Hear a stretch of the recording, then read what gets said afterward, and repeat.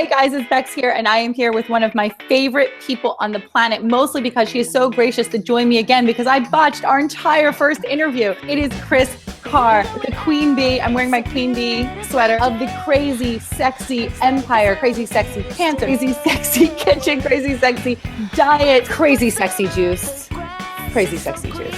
You're going to go to crazysexyjuice.com, not right now, as soon as you're finished watching this video, because this is the cutest, chubbiest book I've ever seen, filled with a bajillion juice recipes. Welcome again, Kriss.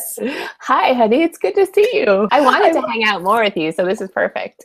This is perfect. I didn't want to tell people that I messed up, but I have this kind of, I don't know, it's like a tick. I can't help but tell the truth. It's impossible for me to hide things. Well, you're human, and guess what? Sometimes we make mistakes, and we're busy, and we don't press record, and that is just part of life. So we're here again. I'm going to ask you some silly questions. I'm going to ask you some real questions. We're going to get through it. We're going to have fun. It's so much more relaxed now. Yeah, but I'm going to start by saying what I said last time that nobody will know. I am so proud of everything you're doing. I love following you. I have got a huge, huge crush on you. And I think that you are an amazing role model for women. And I just sit back and go, look at her go. And I just love being a part of your air. It's just good. Thank you. And I'm going to say what I said before that people would not know because I didn't hit record. Thank you so much for that, because that's amazing coming from you, someone who I have followed way before there was a BexLife or a business or any of this stuff that I have going on. I'm so inspired by you, but I do believe that neither of us, I said before that I wasn't unique in any very special way. I think that everything that's unique about us is equally unique, but not the same in other people. So if you're a woman out there wondering like how we do it, what advantage we have in life that got us to where we are or whatever, we've all been blessed in the same way. We all have that little fire that's burning inside of us. Sometimes it's covered with a lot of muck. We just got to work through it, but we all have it. And I think that if I can do it, you absolutely can. I mean, come on now. The same with me too. So yeah. Amen, sister. So I have had this Facebook group with my friend Danielle where we brought 1,000 people through a no meat for 30-day challenge. It's part of bringing your yoga off the mat and into the world. So I want to talk about you and your veganism and what it has meant for you in your life, how you became vegan, all of that. Well, first of all, I celebrate you for asking people to join you in that journey, because sometimes we want to try things, but we don't really know what to do. And we have the power of community. It can really kickstart change. So right on there. Yeah. I became vegan 13 years ago when I was diagnosed with cancer. And I made that choice because everything that I was reading and studying at the time really talked about the power of a plant-based diet, and certainly to reduce inflammation and to support our well-being. And, I wasn't looking for a curative method, but for me, it was just, how can I participate? I have a very advanced disease. It doesn't have a cure and doesn't have treatment. And so I just didn't want to just sit back and do nothing. So I thought, all right, well, the truth is that my diet sucks. I've never really felt well. And I didn't know what to eat to support my overall joy, let alone my body. I was constantly dieting, trying to lose weight, trying to do all these things for the wrong reasons. And it made sense for me to make that change. And now it's different. It's 13 years later. And along the journey, I have really opened to this idea that compassion is the beating heart of all spiritual practices. And, it might have started on my plate, but it has bled into every aspect of my life. And I've been a huge animal lover since the time I was a little kid. I grew up across the street from a dairy farm, and I've always just enjoyed the company of animals, sometimes more than people. And I feel a lot of empathy for animals. I have a couple of dogs, one of which is disabled and in a wheelchair with ALS, so his care can take up to 4 hours a day. And some days it's really hard because there's so many other things I need to do, but he is a huge part of teaching me about resilience and acceptance and loving what is, which has been my own journey as well. And so making that connection between all beings and our own well-being has been a huge breakthrough for me, and I think it can be for other people. And Doesn't mean they have to go full tilt vegan. Like even just one day a week, you can feel a change in your life. Absolutely. I think it's just a practice of doing what you can, when you can, however you can, but then also understanding your huge capability. And because we'll say like, oh, I'm doing the best I can. You are so capable. You are such a miraculous being. You can do such great things. So when you come from that standpoint, when you could really do anything, you're limitless, then all of the what you can becomes way easier, way bigger. So, and then you start, going bigger or going home, like go home with that stuff that you can't do it. I'm just rambling at this point, but I want people to see that even though you had this huge motivation to go vegan, you had this huge, traumatic event, being diagnosed with cancer at a young age in the prime of your life, so to speak, even though we know it gets better. Whatever your motivation is, even if it's just about loving yourself enough to know the good things to do for yourself, that, you should be treating yourself well. You can absolutely do it with tiny, tiny little steps. And crazy sexy juice. Yeah. Juicing and blending. And so there's so many ways for us to eat our vegetables. And that's ultimately, I've written a bunch of books and people just keep asking me, how do you do it faster? How can I make it faster? And I thought, all right. And that's also been the biggest question folks have asked me. What's the difference between juicing and blending? And just because it's called Crazy Sexy Juice, I have over 60 blended recipes in there. And my goal is just to help people have more tools so that they can eat their plants. Just eat your plants. Hopefully once a day, you're making sure you got some plants on your plate, in your glass, in your body. Because there's so many different diets and lifestyles out there, but I think we can all agree that we need to eat our plants. So let's talk about what's going into Kris Carr's body every day, because this is the number one question I get from my people about me. They're so curious. They even want to know what's in my mug every day. And this is water, folks. I'm not doing the caffeine. Right. So what does your typical day look like from start to finish in terms of what's on your plate? Yeah. So obviously I juice and I blend, and that's something that I do every day, pretty much without fail, unless I'm traveling, and I still try to get it in then. I do like caffeine. I have written many things about caffeine. Good and bad. I love caffeine. I just love it. Everyone does, Kriss. I love it. Can't have too much of it because it wigs me out, and I'm an intense human. So I have to be careful, and I have to have a relationship with my husband. So too much caffeine would pretty much destroy that relationship.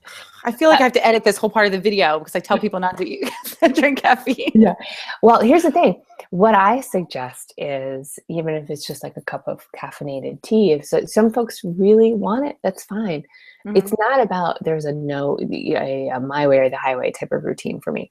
But I definitely have water and I have juice or a smoothie first. Then I'll have my tea. Okay. Because I think it's important for us to hydrate and get nutrition into our bodies before we rev ourselves up in some way. So, so maybe caffeine, definitely juice. Now we're moving on to breakfast.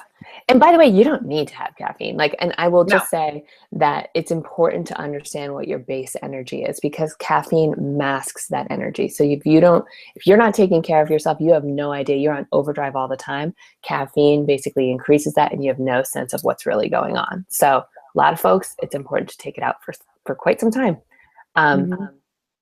I do a lot of batch cooking on weekends. So that's when I'll make stews and chilies and soups and, tons of stuff that I can freeze. So lunch is usually very simple. It could be a soup and a salad. I love banana pancakes. I love French toast. I love tofu scrambles. Yes. I love breakfast. I love French toast. I love French toast.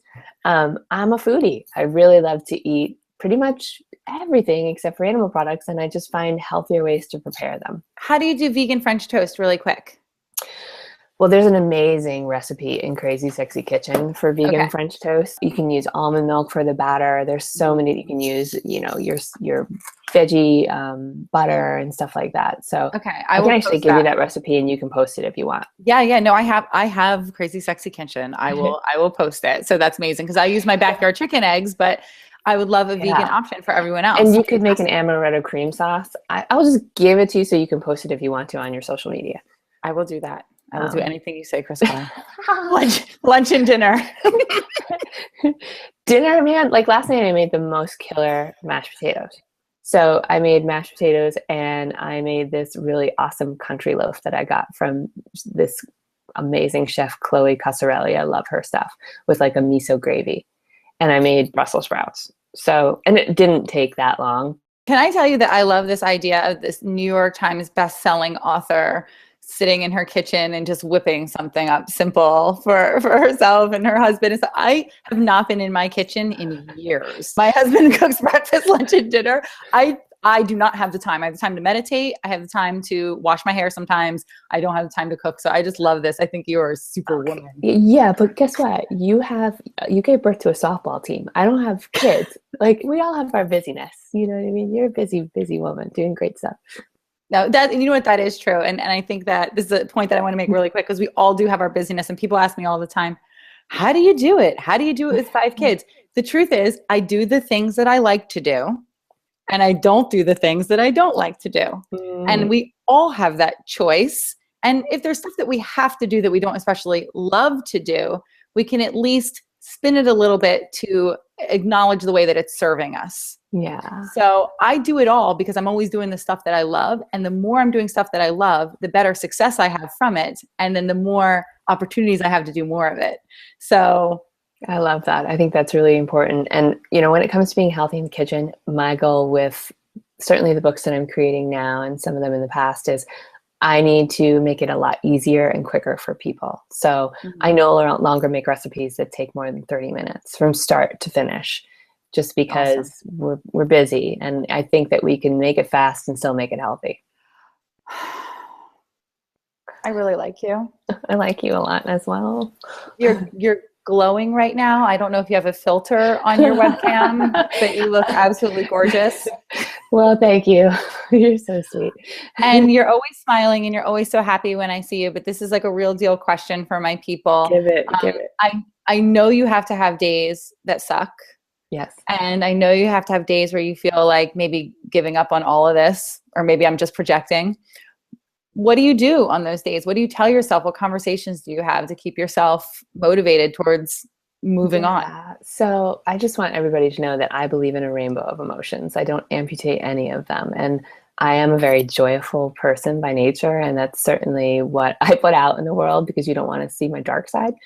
But I have a wicked temper. What? A wicked temper. I love that. And it is fiery. It is fierce. And there are some folks that can get very frightened when I get red hot. And then I can say things that I don't mean and then regret it. And I have all of that. And, you know, the other night I got into a wicked fight with my husband, and he was just trying to help me. But I just went cuckoo. And here's why I share that, because whether it's fear, anxiety, anger, jealousy, whatever it is, what often gets me out of a state when I get myself hooked, and I love Pema Chodron, she talks about it, and she uses the term shempa, which is like this idea of getting hooked on something where you're just like in that record groove and you can't get out of it, whatever your thing is. What helps me in those moments is to just like say, is this a fact, or is this a fear-based feeling, or is this an anger-based feeling? Is this reality, or am I creating a picture, an image that I'm projecting and seeing, and then therefore reacting to? Mm-hmm. And if I have the wherewithal, and that's why we build these spiritual tools. It's not so that like every day is sunny and bright. These spiritual tools help us for when we're hooked, when we're in the shempa, when I'm in that temper tantrum, where I can go, dude, you got a fucking tool for this. You know what I mean? Does this feel good right now? No. Do you see the carnage you're creating? Does that feel good? No. You have a tool for this. Lean on it. Is this a fact? Is this a feeling? Is this an image? Is this a projection? Or is this really happening? And most of the time, like 80% of the time, what's happening in my mind isn't actually happening in reality. Right. And so the better that I get about catching myself, the better my relationships are to myself and to other people, and the happier I am. I so love that you said that, because I quite literally had a temper tantrum right before my husband's 40th birthday last week. And I sat on my laundry room floor because I couldn't even speak. And I was like I was doing that. I was grunting. And the only reason that I think that I came out of it is because I made him the most amazing birthday present ever. And I knew I had to give it to him. So I couldn't hate him while giving him the present. So I used my tools of self-manipulation of wanting to show him this beautiful gift that I made, but that I have them too. And I think that I love that because you don't have to not be who you are to be happy or to have peace. Like I'm a fiery, yelling, temper tantrum type person. Whatever. Real quick, what is your practice beyond diet to keep yourself healthy and happy and radiant? What are the little things that you do every single day to find balance? Yeah. I start every day with a walk in the woods with our dog Buddy, who is, as I said, he's in a wheelchair. He's got a little wheelie cart, and that can take 15 minutes or it can take an hour depending on how he's doing. But that time is non-negotiable. And it's a great way for my whole family, my 2 dogs and my husband and I, to come together and spend some time in the woods. So I love that time, and it is my meditative practice in so many ways. I think that if I look back on the times where I feel the unhealthiest and the unhappiest, it's because I haven't been moving on a regular basis.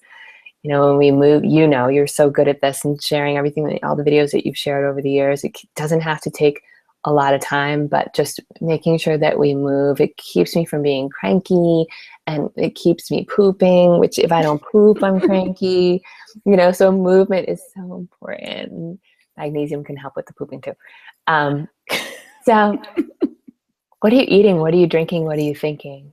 What are you putting into your body, mind, and spirit? How are you moving through space and time? Are you loving? Are you living? These things all matter, and they add to your health or they detract from your health and well-being. And so the other thing that I shared, which I think is really fun, is my husband and I have this exercise that we do pretty much every night. We learned it from a friend of ours, and it's called the 3 wins. Mm-hmm. And we look back on our day and we say, what were your 3 wins today? And it wasn't like, I got the bills out on time. Sometimes that can be one of the wins, but another win could be like, I really noticed the fall air and I felt so grateful because I love that smell of earth, decomposing leaves and earth. It's a dead smell that feels so alive to me. That might be one of the wins. And it's a way for us to just count the blessings that we do have and notice the beauty that is around us, because certainly as wellness seekers and women who want to improve our lives and men who want to improve our lives, it's easy to say, these are all the things I don't have. And when I have these things, I will be complete, rather than going like, I got the leaves that are crunching under my feet. I'm on fire. With a gratitude practice, that's basically what it is, just recognizing the ways that we're blessed, or just, the opportunities that are around us. It becomes easier and easier, and it becomes exponential, because if I name 3 things that I'm super grateful for, or my wins of the day, and I acknowledge them fully with full attention, the next day I'm stacking up on top of those. So I had those, and now I have 3 more, and then I have 3 more and 3 more. And it becomes a practice that's so easy. When I fill up my gratitude journal, most of the time I don't even have enough room for all the good things to happen today, because it's like, my worm farm is thriving. Yay. My bills are paid. Super yay.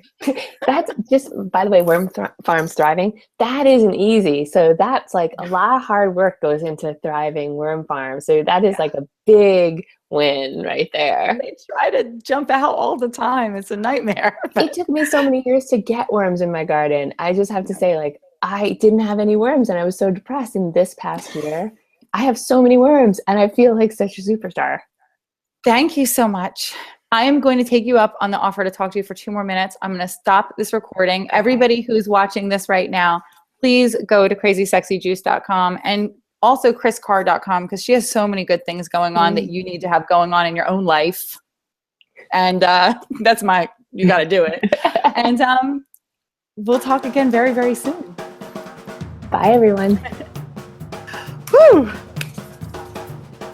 When you stop hitting record, let's talk for like 2 minutes. Can you, before you leave me alone? No, I can't talk to you. Just, you're the best. I'm going to stop it. I fangirl every time and I'm like, I'm not going to fangirl. I'm not going to do that. And then I do it. Listen, I'm going to start with this whole thing about being proud of you because your people have to hear what I said. What, you ready to do this? I'm so ready to do this, lady.